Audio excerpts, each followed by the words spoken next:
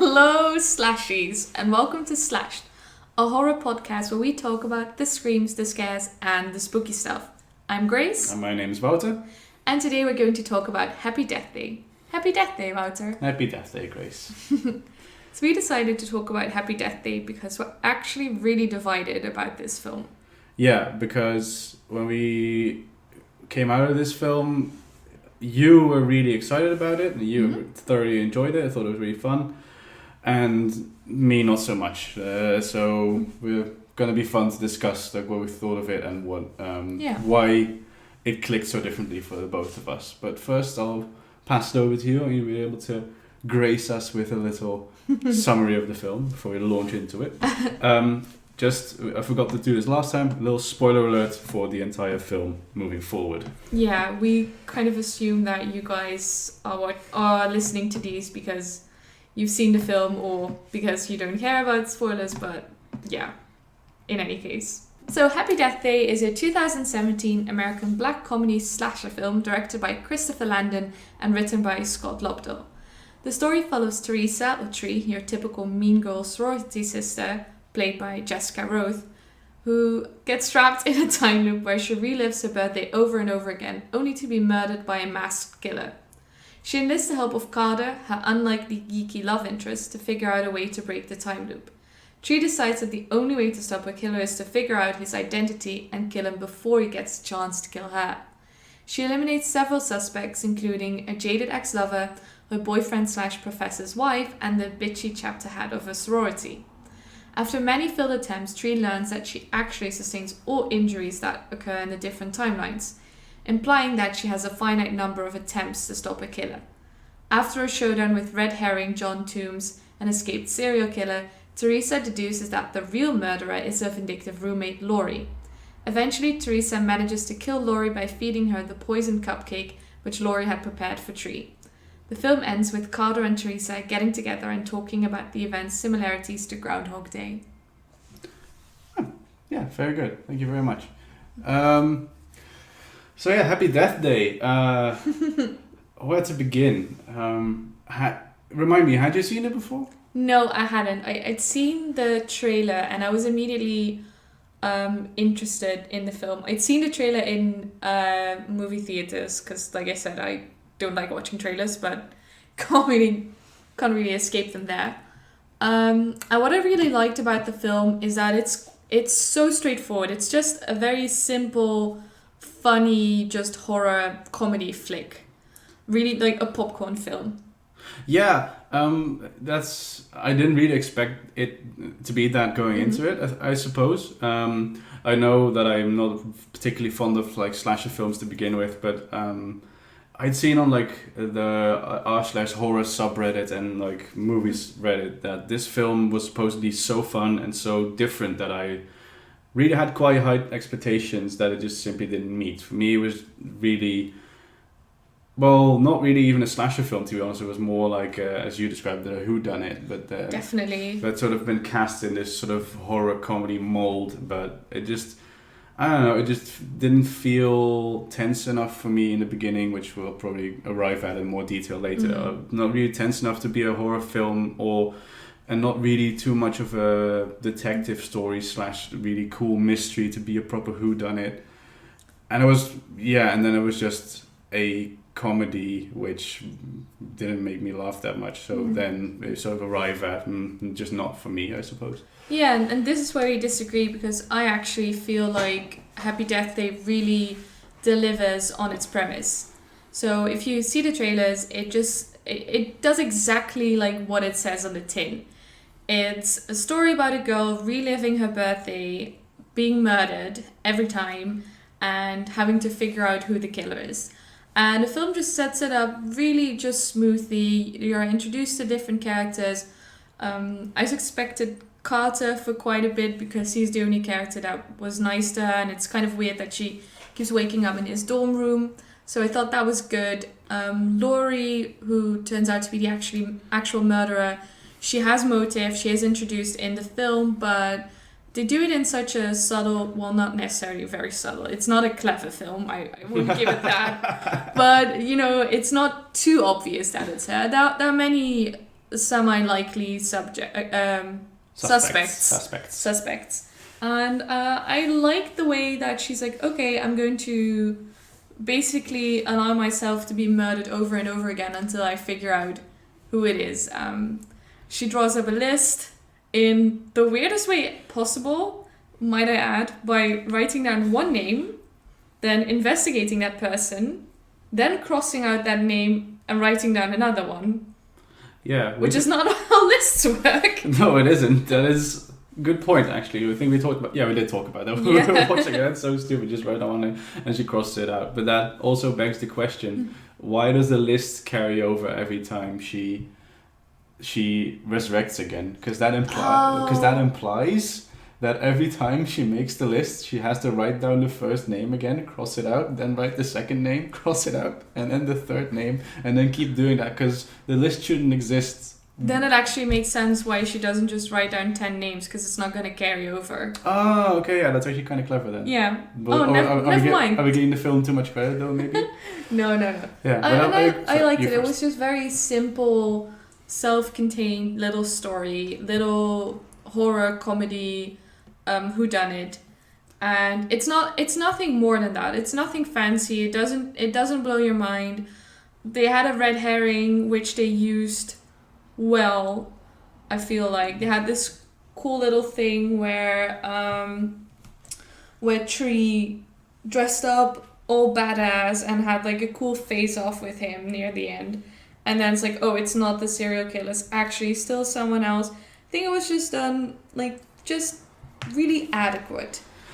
Yeah, I'll agree with you on the Laurie thing, who actually turns out to be the actual killer. Like, I feel like looking back on it, that is actually established pretty cleverly, because basically the whole reason why it happens is Tree is having an affair with her professor, Gregory, and her professor has an office in the hospital in which Laurie also works. Yeah. And the first time Tree goes into, that we see Tree go into his office, Laurie says, oh, you shouldn't be doing this, it's going to be bad for your image, or bad things might happen. And they're heavily implying that they're talking about getting an abortion, I feel, right?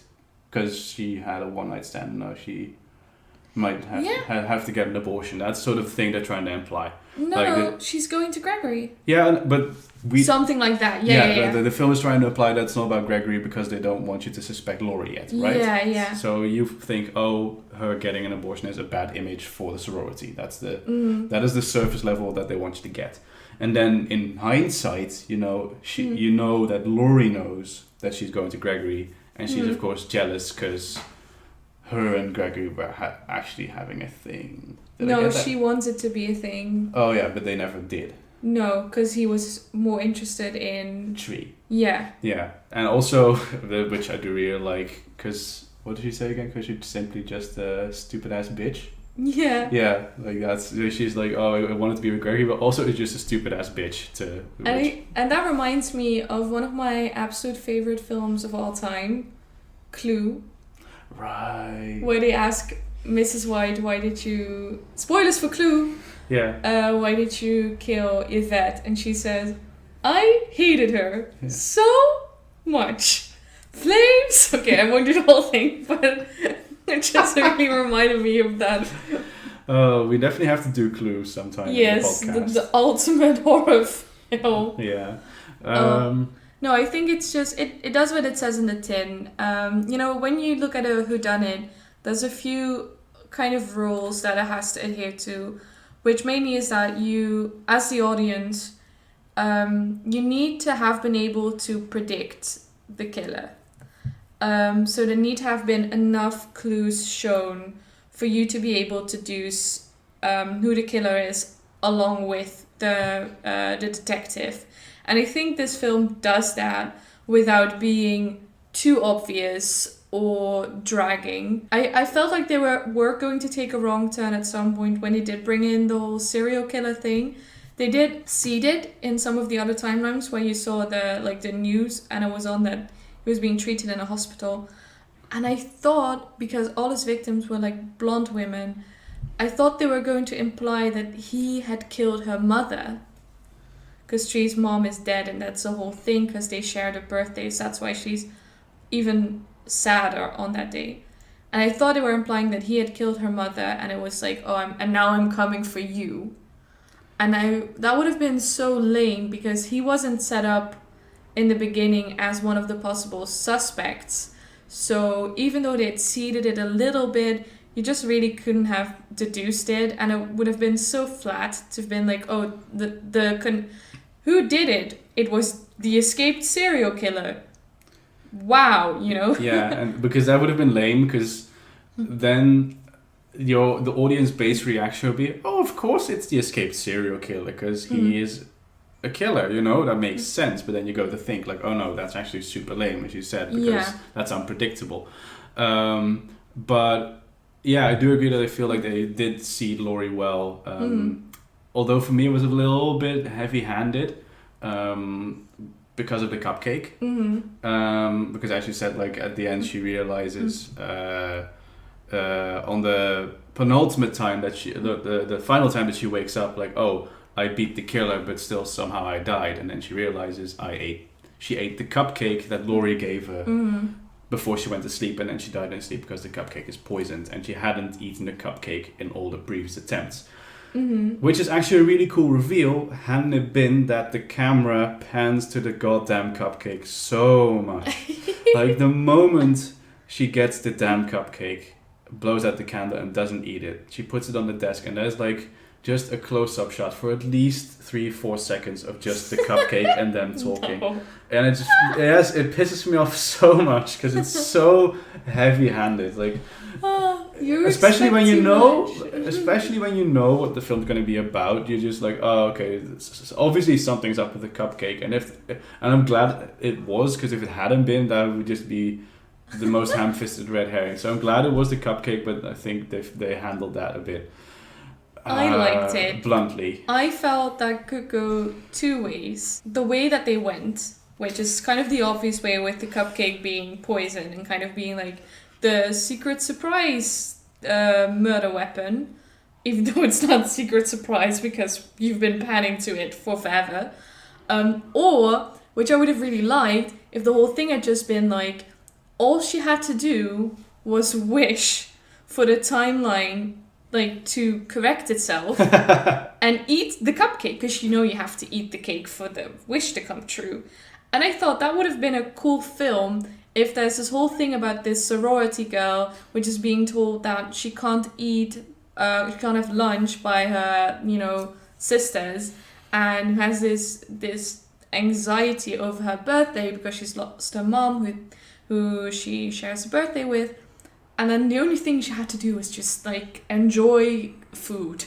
Yeah. Enjoy your birthday cake. And I don't know, I would have thought that was really fun. Like, kind of like you are, to some extent, in control of how you go through life. And if you do or do not move on from something.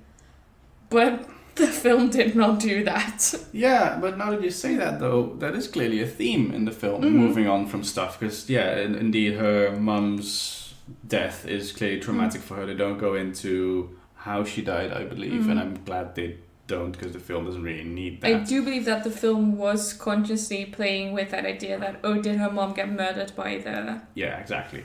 And that also means, like, of course, mum died at a formative age, so she moved out of the house, strained relationship with dad. That's basically the rundown of what happened there.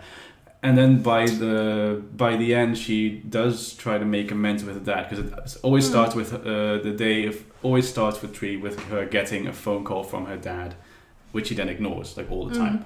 That's sort of to show, okay, she doesn't care about him. And then at the end, she does pick up and meet with him, and they talk about how they lost mum and how they remember her, and that's sort of her embracing moving forward, as you said. And then if they want to go through with that theme, then I think the cupcake ending would have made for a really nice alternate ending, or maybe the ending the movie should have had. But then on the other hand, if you want this to be a proper slasher, which it does kind of want to be, because the directors or the creative team have described the film as Groundhog Day meets Scream.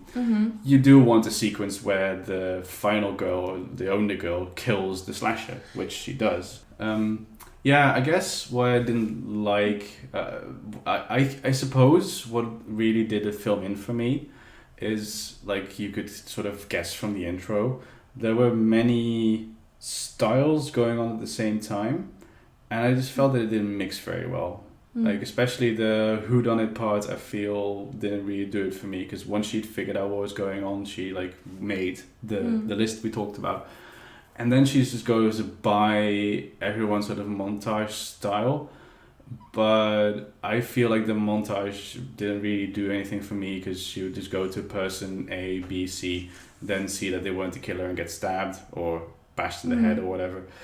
And if you really, like, I would have liked it if there were a bit more detective work, like how does she compile the list, why do all these people have motive, because you can figure out sort of from context clue what their motive is, but I would have liked to see sort of like a bit more of a tense thing, like her figuring out like who it could be, and her actually getting closer to the conclusion rather than stumbling into it. Thank you. Yeah, for the sake of the final scare, where you get back into the slasher part of the film, which I felt, I'll give it credit, the film did very well at certain points. There are some sequences in there that I found really tense and really exciting to watch. For example, the first time she gets stabbed, there's this whole ridiculous sequence where the killer has put like a little music box down a tunnel, and it's like surrounded by all these flashing traffic lights, and then she has to walk past the music box, and then the killer keeps popping up at the other end of the tunnel, which is really fun but also like really tense. That's really well done.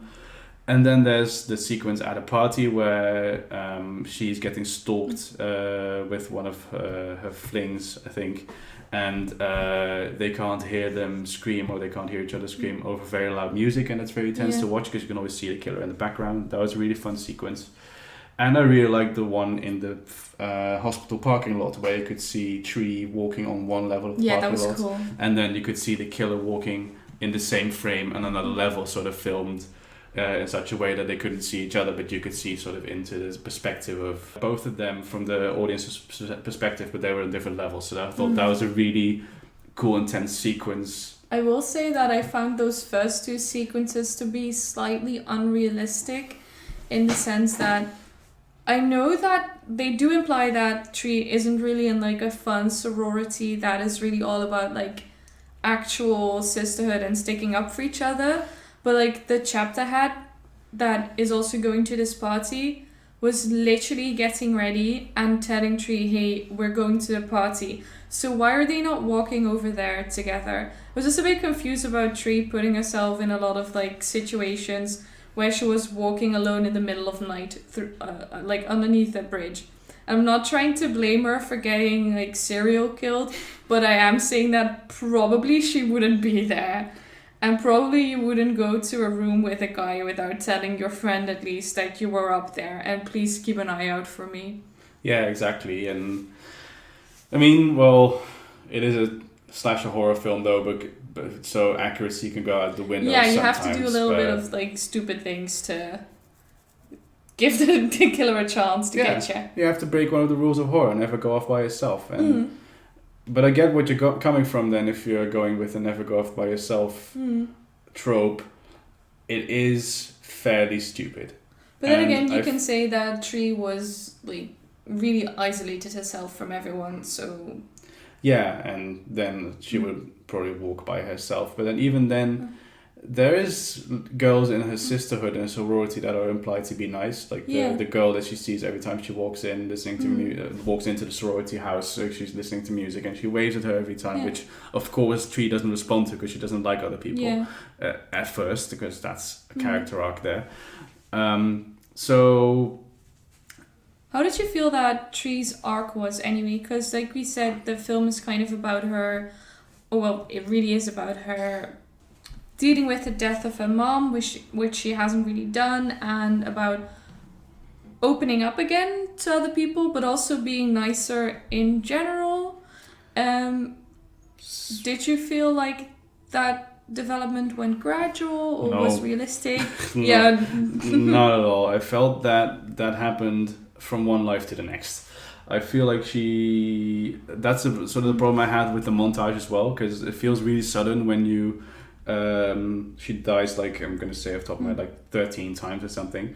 She dies 2 times and then she figures out what's going on. Then you have the montage, then 1 or 2 more times because you have the altercation with serial killer, and then you have the final one. And between the final one and the serial killer one, she goes off to do all the good things. And because you had a montage, you don't see the development that she has between the 7 deaths that occurred there. And I feel like she sort of mood shifts between those as well, because she was really friendly with Carter, but then she gets really angry with him for giving her the idea of getting herself killed all the time, even though they clearly want them to grow together and want her not to be so rude to him every time she wakes up in his room, because he just helped her get home safely. Yeah, after. also it is implied so heavily by the film that she should date Carter because he did not make advances on her when she was incredibly wasted. And big dodge there, film. I feel no, I don't feel like the film is forcing us to think that because Carter brought her home they should date. I feel definitely they bring it up, and then she's like, well, yeah, we slept together, blah, blah, blah. And then he's like, no, I would never take advantage of you.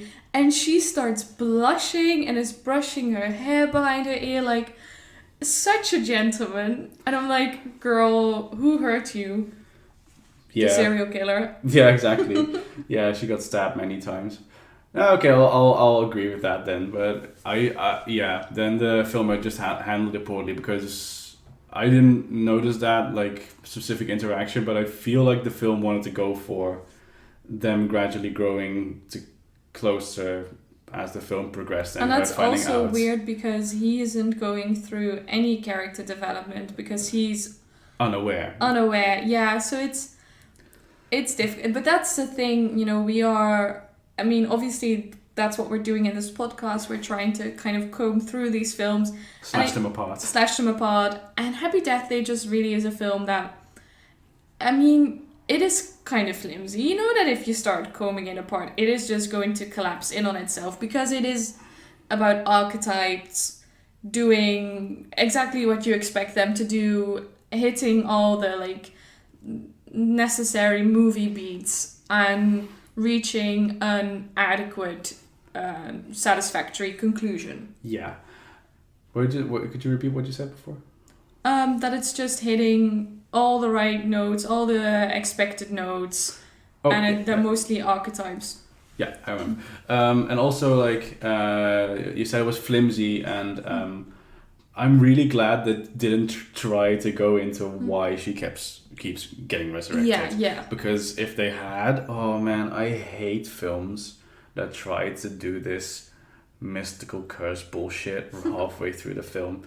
It actually nearly ruined Sinister for me, which is, we'll talk about that when we get to that. But I hate the trope in films, especially demon and possession films and this sort of stuff, like supernatural films, where the protagonist halfway through the film seeks out either a scientist or a priest or a guy who works in a morgue, and then they have to find out about some magic bullshit about why this is happening. This is reminding me of a very specific Key and Peele sketch. Oh, that one, the one which has a word in the title we can't say. Yeah. Yeah. No, that's the magical something sketch. But I'm glad the film didn't do that. But I would not have been surprised if it had done it. No, I like it. It's just very simple, and this is just happening.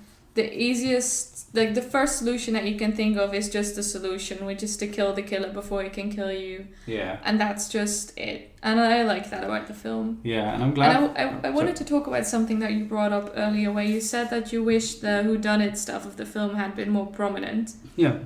I actually disagree with you on that, and I feel like I would have liked, if anything, the comedy to be more prominent. Because I really liked all the montages, where they just really kind of where they kind of just let the film be wild and creative. And you had like a montage where she's just walking around naked because she's gonna relive this day anyway, or where she stands up for one of her sorority sisters, or where she, you know, helps Carter and says, you know what, I'm not ashamed to be with you.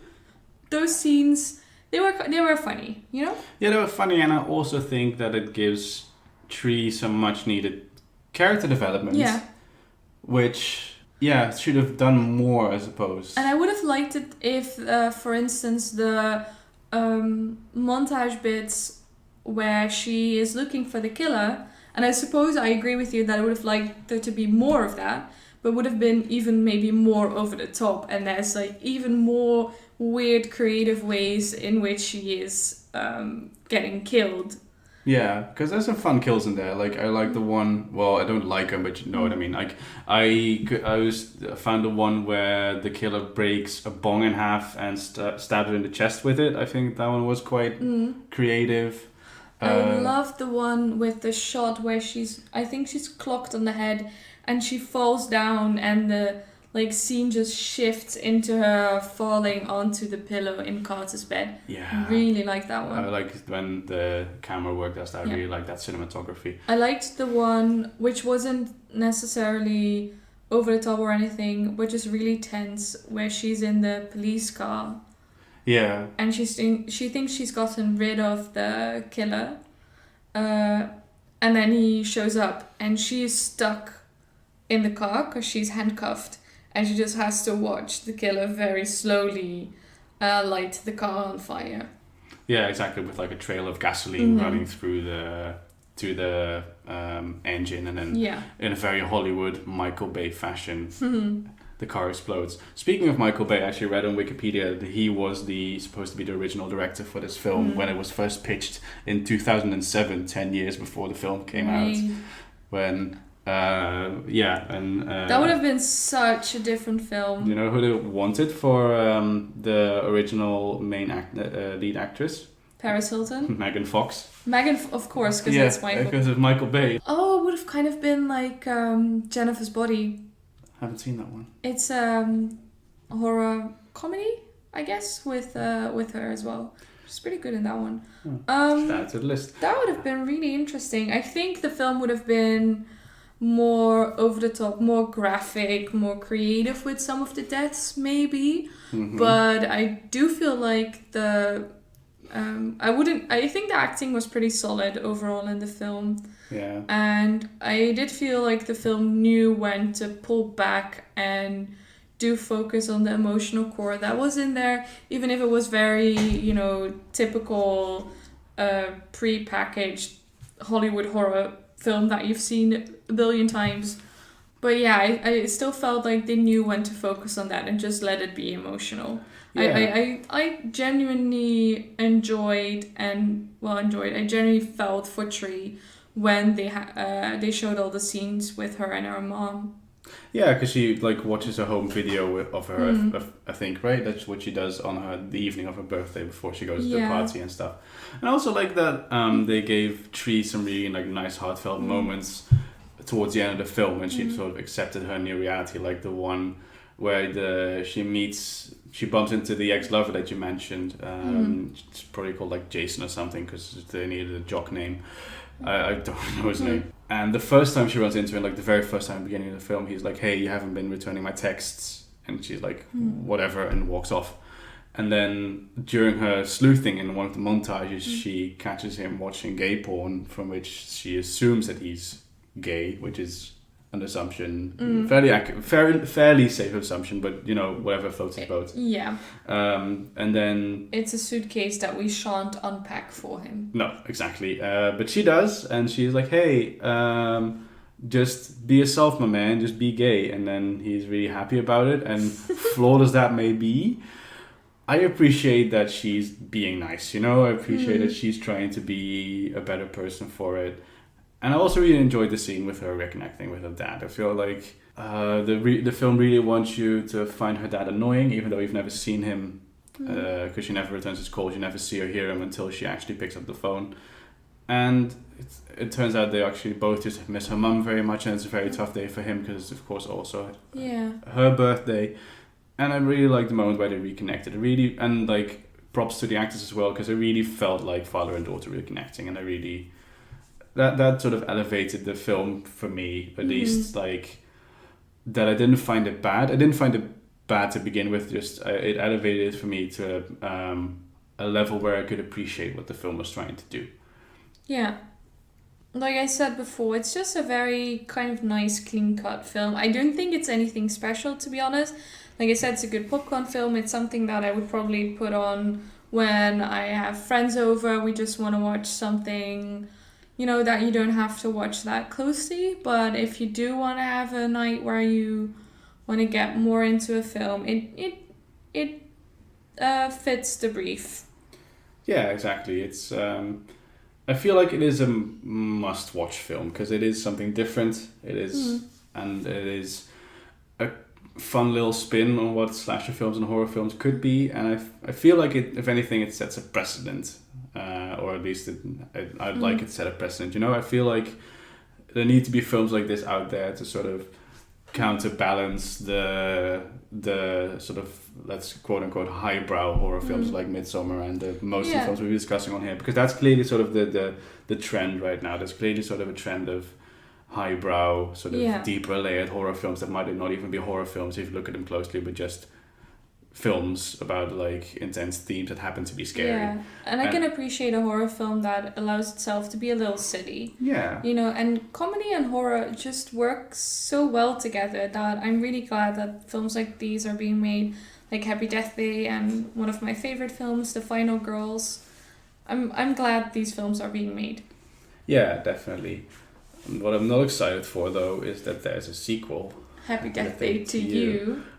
With 2, the number, and then letter U for this being stylized. And I'm just so scared, legitimately scared, like more scared than I was watching the film. Because this film was good, okay? Which is objectively nice. But I just feel like they're going to go into, because it's the same cast, I've looked it up, it's about Tree and Carter again, and it's basically Tree reliving the same nightmare but differently. I think there's a different dimension, and I'm assuming she's going to go through the same thing, and okay, let's if you like, comment below whether you want us to review that film or not. And I think it would be fun if right now we predict what it's about. So you've read something, right? Seen something. Shh, don't tell me. I will do my predictions first because I'll be completely fresh. Okay. Disclaimer, the only thing I've seen is the Wikipedia page of the current film I've got up right now. Okay. So what I think Happy Death Day to You is going to be about is Teresa and Carter have a child,